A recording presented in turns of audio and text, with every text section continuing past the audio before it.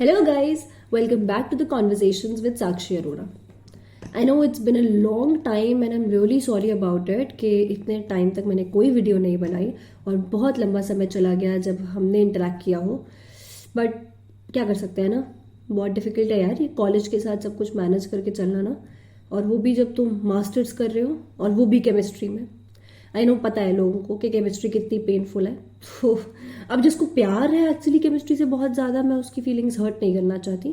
प्यार मुझे भी है, लेकिन वही है ना कि लिमिट होती है प्यार की भी.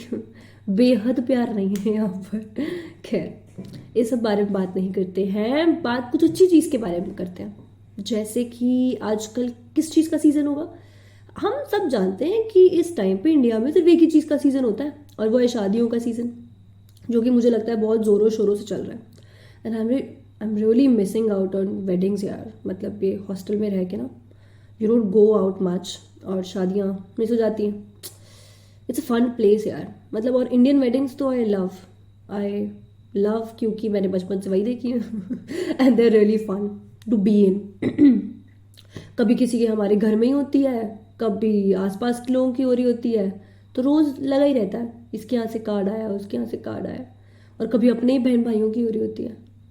मतलब कह सकते हैं कि चलो भाइयों की शादी अटेंड करना तो फिर भी फन है, बट डिफिकल्ट तो बहन की शादी है. मतलब रिस्पॉन्सिबिलिटीज़ के साथ साथ जो ये घर में रोना गाना चलता है ना, ओरे. और मतलब तुम कुछ भी कर रहे हो, हर बात के लास्ट में तुम्हें सिर्फ एक ही चीज़ याद आ रही होती है कि अरे यार शिट वो चली जाएगी. और वो फीलिंग ना बहुत अजीब होती है. मतलब ठीक है हम सब ग्रो कर जाते हैं, बट उस टाइम पे तो हो ही रही होती है. अब मैं इतनी इमोशंस के साथ कैसे बोल पा रही हूँ ये सारी चीज़ें. सोचो सोचो, इजी है, मेरी खुद की बड़ी बहन है. इतना डिफिकल्ट क्या पूछ लिया था पागल. खैर, हाँ तो I have an elder sister. She has always been my second mother. And I know कि जिन लोगों की भी एल्डर सिस्टर होगी, they can totally relate to me कि मैं किस बारे में बात कर रही हूँ. That protective shield around you always, जो कुछ भी बुरा नहीं होने देती तुम्हारे साथ. और कभी भी पैसों की जरूरत हो तो तुम उसके पास चले जाओ. मम्मी पापा जो पूरा नहीं कर रहे हैं वो विशेष वो पूरी कर रही होगी. सैंटा होती है सैंटा.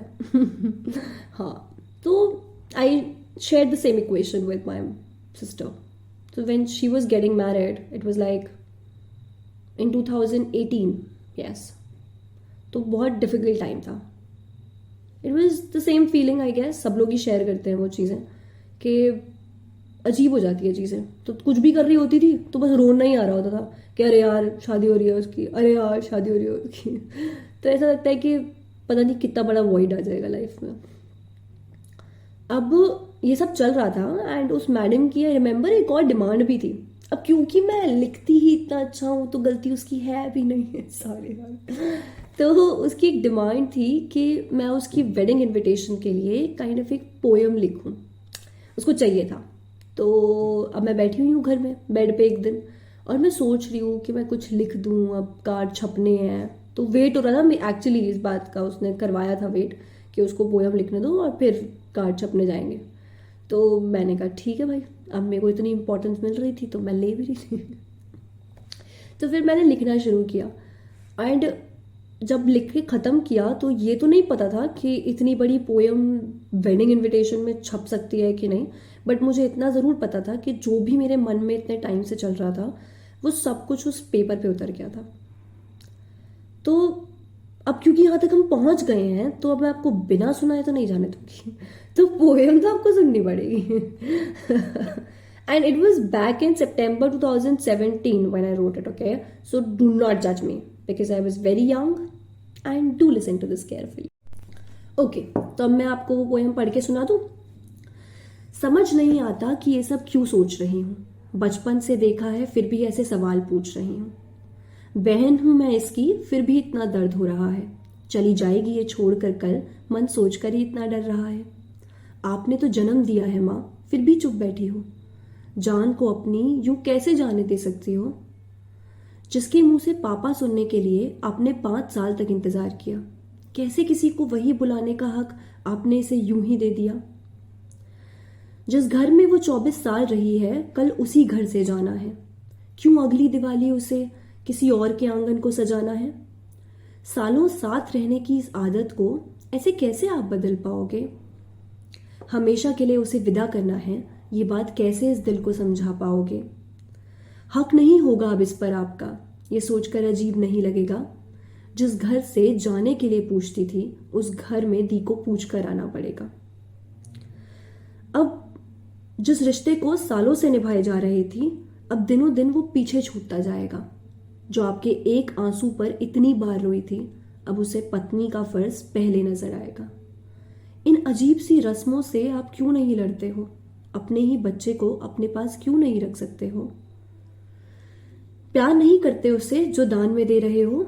लोग तो अपना एक पैसा भी नहीं देते, आप अपनी मन्नतों को किसी और के हवाले कर रहे हो। जहां पहले आप थे वहां अब कोई और होगा। 7 फेरों से जुड़ा वो रिश्ता अब हर रिश्ते से बड़ा होगा। मुझे भी बता दो, ये बदलाव कैसे सहन करोगे? बीच में आती इन दूरियों को आप कैसे तय करोगे? मत दो इन सवालों का जवाब, बस मुझसे एक वादा करोगे? ये घर हमेशा दी का अपना रहेगा, क्या बस इतना कहोगे? आपके पास आने से पहले उसे कभी सोचना नहीं पड़ेगा।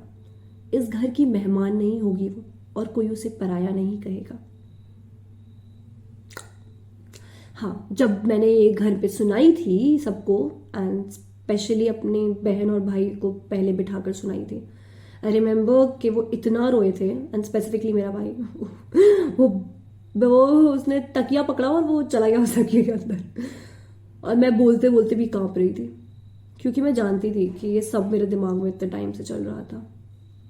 And my sister was crying very loudly. लेकिन उसका एक सवाल था, उस रोते रोते में भी, ये पोएम वेडिंग इनविटेशन पे कैसे जाएगी? उसको सबसे पहले ये जानना था। तो उसके लिए मैंने दूसरी पोएम लिखी थी, क्योंकि उसकी wish, her wish is my command. What can you से, राइट? तो उसके लिए दूसरी पोएम लिखी ताकि वो उस कार्ड पे जाती। तो गई थी वो। अब वो पोएम मैं आज नहीं सुनाऊंगी, एक काफी है, हाँ, एक दिन के लिए।